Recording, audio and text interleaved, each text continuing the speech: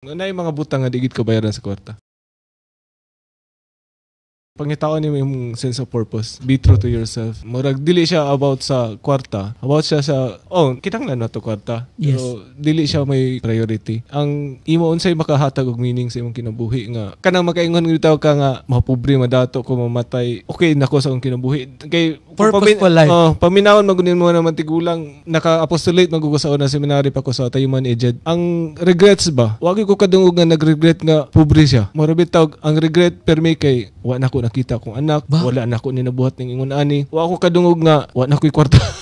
Nga nahimo niya nga regret. Kana sila kinanamag na sila sa end stage good mga tigulang. Basta imong deathbed no, murag mo na nga wa kay giingon siya nga nagregret siya kay wa siya kwarta. Bisag si Steve Jobs mismo, di ba? Kung napalay pwede makapuli sa iyang deathbed, iyang bayaran. Nga na yung mga butang nga digit kabayaran sa kwarta.